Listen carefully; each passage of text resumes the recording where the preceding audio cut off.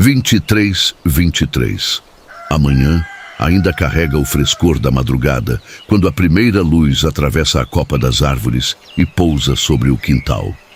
O orvalho cobre as folhas mais largas como um véu fino, quase invisível, que some nos primeiros minutos depois que o sol ganha a altura.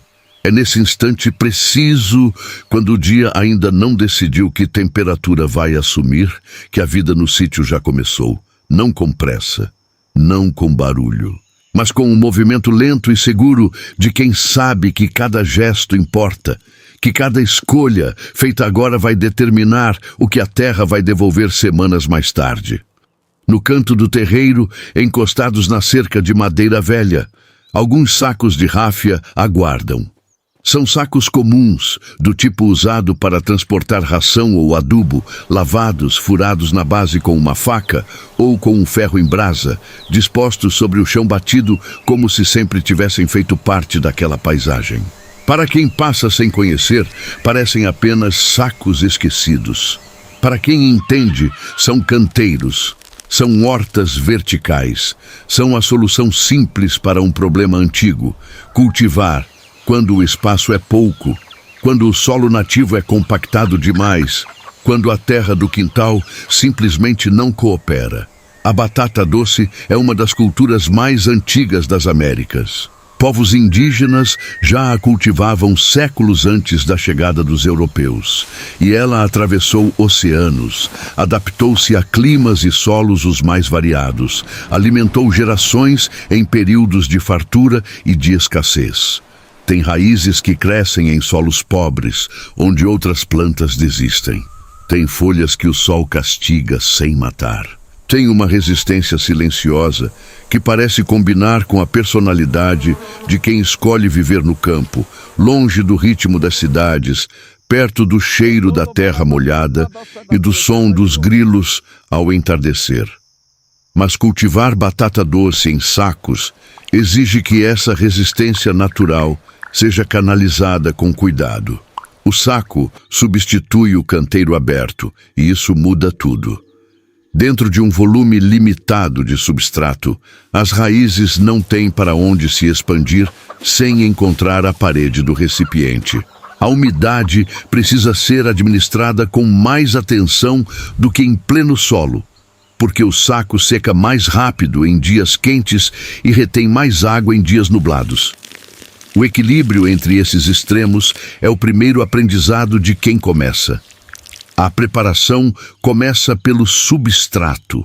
Não existe uma fórmula única, mas existe uma lógica que os mais experientes conhecem bem. A mistura precisa ser ao mesmo tempo nutritiva, drenante e capaz de se manter fofa por semanas. A receita mais comum, nos quintais do interior, mistura terra de superfície, a camada escura e rica que fica nos primeiros centímetros do solo, com composto orgânico bem curtido, geralmente feito do próprio lixo orgânico da cozinha, fermentado por meses numa composteira improvisada, e com areia grossa ou casca de arroz carbonizada para garantir a drenagem. Cada ingrediente tem uma função clara. A terra traz os minerais e os micro-organismos. O composto traz o nitrogênio, o fósforo, os humus que alimentam as raízes. A areia ou a casca carbonizada impedem que o substrato apodreça por excesso de água parada no fundo. O saco é preenchido com cuidado, não de uma vez, mas aos poucos, compactando levemente a cada camada para que não restem bolsões de ar que possam secar as raízes antes do tempo. Quando cheio até uns 15 centímetros abaixo da borda, ele ganha um peso que o mantém estável, mesmo em dias de vento. Aquela forma redonda, inflada, levemente torta, dependendo de como foi fechado, torna-se algo quase orgânico por si só, como se o saco estivesse vivo antes mesmo de receber a muda. E é aí que entra a parte que mais exige atenção e paciência: a escolha e o preparo das ramas. A batata doce não se planta por semente, ao menos não no sistema tradicional do sítio. Ela se multiplica por mudas vegetativas, por pedaços de haste cortados de uma planta-mãe saudável, mergulhados no solo até enraizar e brotar. Essas ramas, como são chamadas popularmente, precisam ter entre 20 e 30 centímetros, conter pelo menos 3 a 4 nós, e ser cortadas de um trecho da planta que esteja vigoroso, sem sinais de doença, sem folhas amareladas ou caules finos demais. Quem tem um vizinho que já cultiva batata doce, ou quem guardou ramas da colheita anterior, começa o processo com uma vantagem enorme. A variedade já está adaptada ao microclima local, ao tipo de água disponível, ao sol que bate naquele quintal em determinadas horas do dia. Quem começa do zero precisa buscar ramas no mercado local, em feiras ou em pequenos viveiristas. E aí entra o elemento da incerteza. Será que essa variedade vai se dar bem aqui? Será que o vigor que ela mostrou em outro lugar vai se repetir nestas condições? No sítio observado pela câmera, as ramas já existem. Vem de uma planta que sobreviveu ao inverno seco, quase sem rega, que brotou com força renovada assim que as primeiras chuvas de setembro chegaram, e que agora oferece hastes longas o suficiente para gerar dezenas de novas mudas. O corte é feito com uma tesoura ou faca bem afiada, em ângulo, logo abaixo de um nó, para maximizar a superfície de contato com o solo e estimular o enraizamento. As folhas do terço inferior da rama são retiradas para que não fiquem enterradas e apodreçam. As folhas superiores permanecem para captar luz e continuar o processo de fotossíntese, mesmo enquanto a muda ainda não tem raízes próprias. O plantio em si dura minutos. Um buraco de uns 10 centímetros feito com o dedo ou com um cabo de colher no substrato já umedecido, a rama inserida em diagonal, técnica que aumenta a área de enraizamento, a terra pressionada gentilmente ao redor para eliminar o ar e uma rega cuidadosa com regador de crivo fino para não deslocar o substrato recém-acomodado. Cada saco recebe 1 ou 2 ramas, dependendo do seu tamanho. Os sacos menores, de 50 litros, ficam bem com 1. Os maiores, de 100 litros ou mais, podem sustentar 2 plantas, sem que elas compitam por espaço de maneira prejudicial. Feito isso, começa a espera. E a espera no sítio nunca é passiva. Nos primeiros dias, a atenção se volta toda para os sinais que a muda dá. Se as folhas murcham demais durante o dia, mas recuperam o turgor à noite, é sinal de que a transpiração está maior do que a absorção. Normal nessa fase, quando a planta ainda não tem raízes para compensar a perda de água. Se as folhas não recuperam nem de noite, pode ser problema de falta de rega, ou pior, de substrato mal preparado com algum ingrediente que criou toxicidade. Se a muda murcha completamente e não reage nem depois de regada, ela provavelmente não pegou e será necessário substituí-la por outra.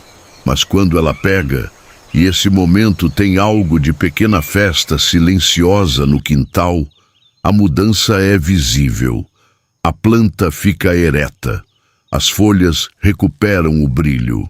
E em menos de 1 semana depois do enraizamento, os primeiros brotos novos começam a surgir nas axilas das folhas mais baixas, sinais de que a batata doce já considera aquele saco como casa, já está explorando o substrato com suas raízes jovens, já está construindo a estrutura subterrânea que meses depois vai se transformar em tubérculos.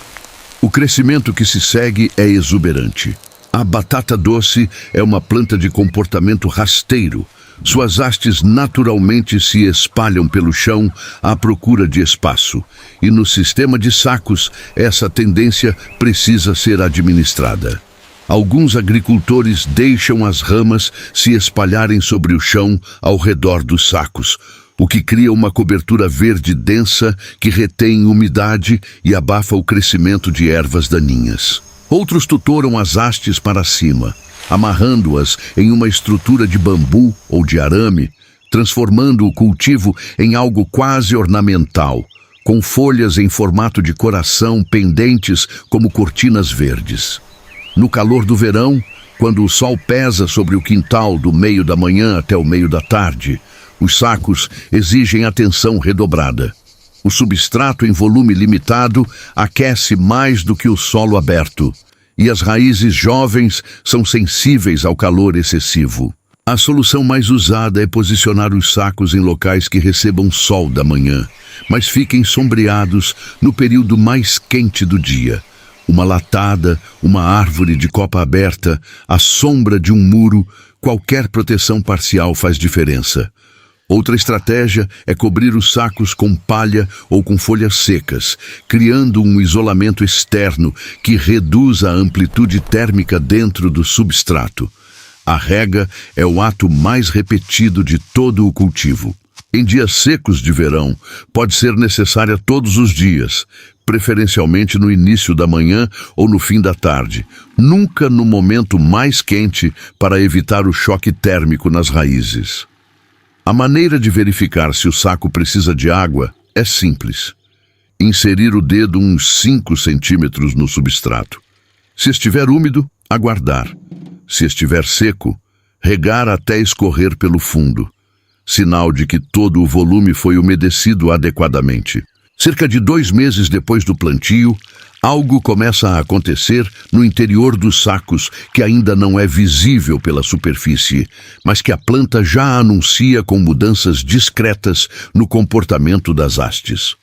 Os entrenós, os segmentos de caule entre uma folha e outra, começam a ficar mais curtos. O crescimento em extensão desacelera. A planta parece estar concentrando energia em outro lugar, em outra direção. Ela está, de fato, engrossando os tubérculos que crescem nas raízes adventícias, aquelas que brotam diretamente dos nós enterrados das ramas plantadas. Esse processo de tuberização é sensível à duração do dia. A batata doce tuberiza melhor quando os dias começam a encurtar, no final do verão e no outono, e a temperatura do solo, que precisa estar confortável, entre 20 e 30 graus, para que o amido se acumule nas raízes de maneira eficiente. Os meses de setembro a novembro no Brasil Central oferecem exatamente essas condições. O plantio feito em agosto ou setembro captura essa janela favorável, e a colheita acontece naturalmente entre dezembro e fevereiro, quando os tubérculos atingem o tamanho ideal antes que o calor excessivo do verão pleno comece a prejudicar a qualidade. O momento da colheita é, de todos os momentos do cultivo, o mais cinematográfico e o mais honesto, porque é quando a terra finalmente revela o que guardou, e esse resultado não tem edição possível. Ou o trabalho foi feito com atenção e os tubérculos estão ali, firmes, com casca íntegra, com o tamanho e o peso que a variedade permite. Ou algo falhou ao longo do caminho. Substrato pobre demais, rega irregular, pragas não percebidas a tempo, e o resultado é menor do que o esperado. No sistema de sacos, a colheita tem uma vantagem prática preciosa. Não é necessário usar enxada ou pá, ferramentas que em canteiros convencionais muitas vezes ferem os tubérculos ao serem cravadas no solo. O saco simplesmente é tombado de lado, o substrato se abre e os tubérculos aparecem envoltos na terra escura e úmida, pendurados nas raízes como ornamentos subterrâneos. A mão vai separando um por um, sacudindo a terra excedente, avaliando o tamanho, o formato, a integridade da casca. Uma planta bem conduzida em um saco de 100 litros pode produzir entre 1 e 3 quilos de batata doce, dependendo da variedade, das condições de cultivo e do tempo que teve para desenvolver os tubérculos. Não é a produção de uma lavoura comercial, claro. Não é o que alimenta uma família por um mês, mas é o que colore a mesa do almoço de domingo, o que vai assado na brasa no fim da tarde, o que a criança do sítio vai comer com manteiga e uma pitada de sal, olhando para o mesmo quintal onde viu os sacos serem preparados meses atrás. E há nesse ciclo, dessa mão que prepara a terra até essa boca que morde o tubérculo quente, uma completude que os alimentos comprados em mercado raramente oferecem.